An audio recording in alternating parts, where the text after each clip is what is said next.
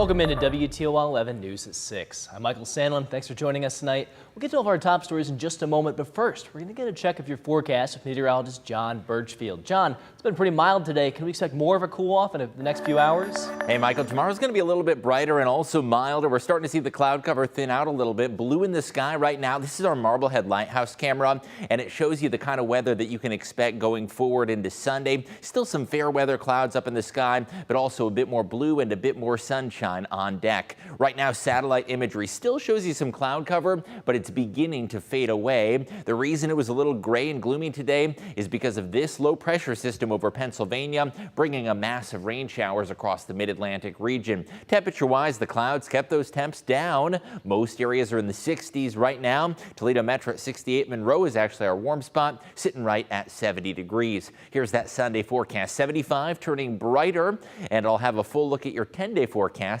in just a few minutes. Michael. All right, John, thanks. We'll see in just a little bit. Moroccan officials estimate more than 1,300 people are dead and thousands are injured following a powerful earthquake near the historic city of Marrakesh. International crews are mobilizing to assist, including people from the U.S. The U.S. says it is ready to provide any necessary assistance. CBS News has more.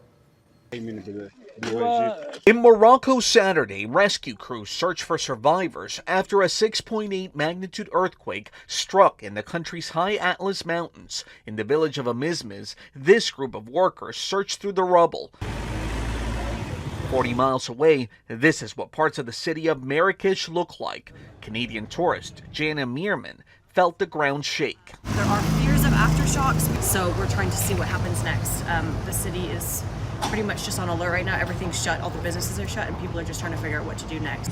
Marrakech, just outside the epicenter, is a popular tourist destination with many historic buildings, some of which are now piles of rubble. This woman is visiting from Australia. The room started shaking. There's no other way. We was going backwards and forwards, and everything started moving, and pictures started moving, and so we just grabbed some clothes and our bags, and we raced out. People are now lining up to donate blood as the scale of the tragedy is still coming into focus, with rescuers struggling to reach remote mountain villages which are hit the hardest. Power there has been cut and internet disrupted.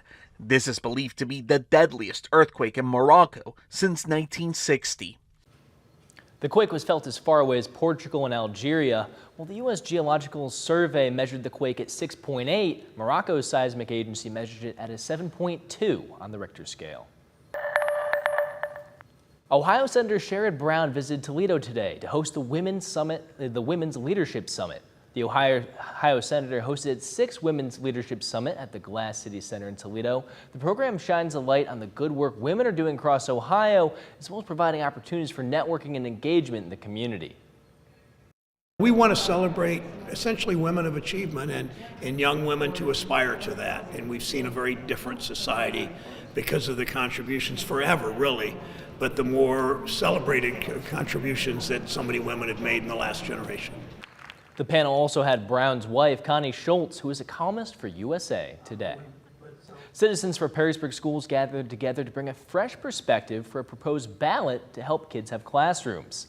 The organization held a campaign kickoff at Oh Dear Diner to present information about a voted bond issue for schools.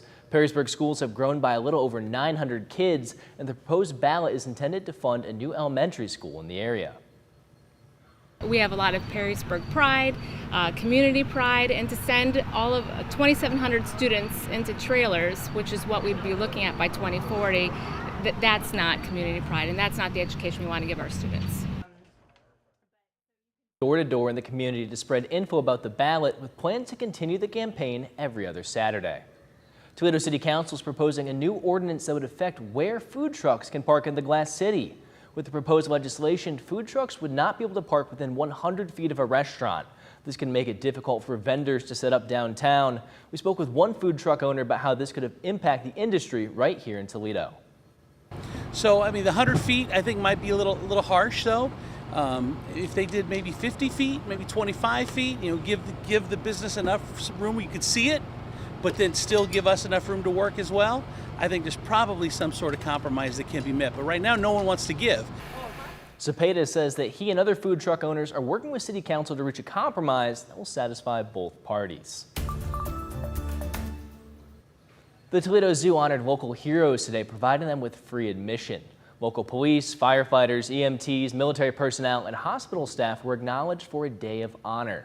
A special performance was held in the main plaza by the United States Air Force Band of Flight Spirit of Freedom Brass.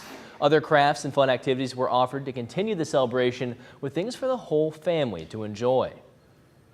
Everybody kind of coming together and celebrating those that keep us safe. So it's just a great day at the zoo, and they get to explore all of our animals and spend time with their families, and then all of our visitors get to say thank you to all of them. Today's activities ended with a presentation of gratitude for the Day of Honor representatives. Well, today is day 2 of the fun happening this weekend at the Black Swamp Arts Festival. The free festival hosts thousands of festival goers to visit over 100 artist booths. The main stage hosts performances from local bands through the entire event within the beer garden lined with food trucks. Many artists are local, but there are some that have traveled from all over the country, and they say they appreciate the community's support.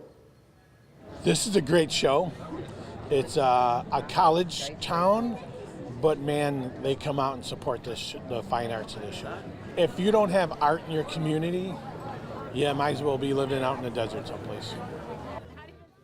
Again tomorrow in downtown Bowling Green, starting at 11 a.m. with everything wrapping up at 5.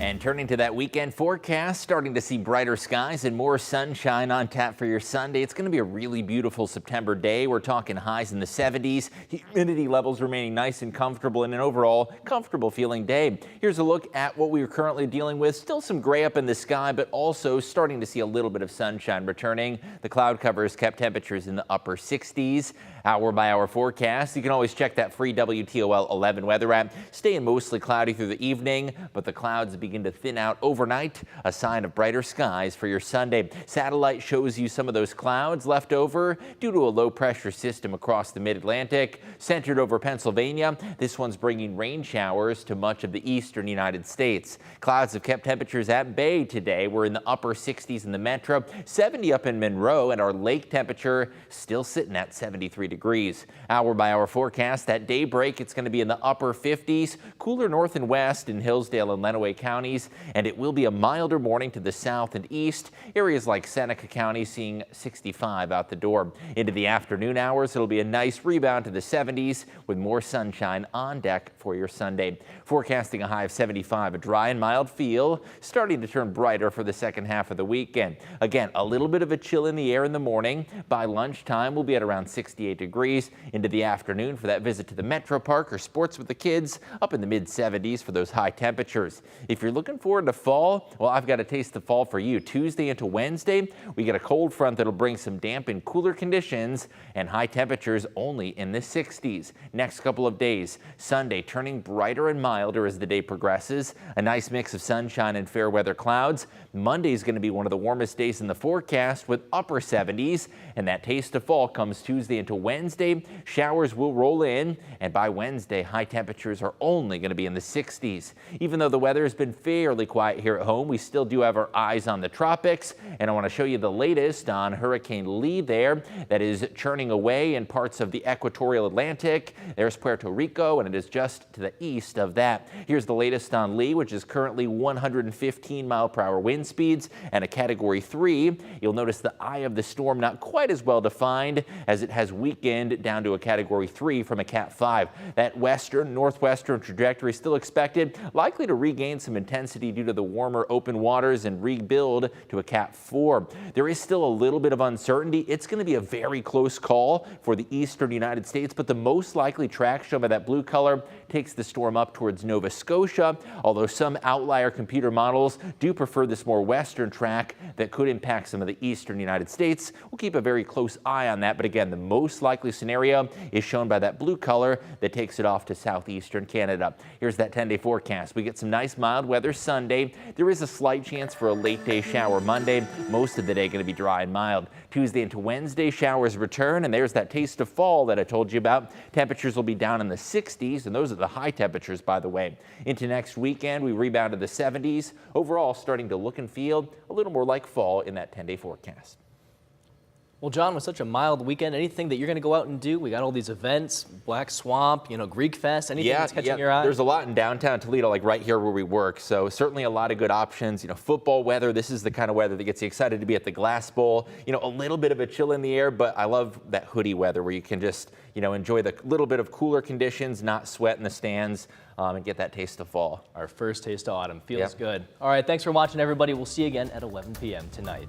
Have a good night.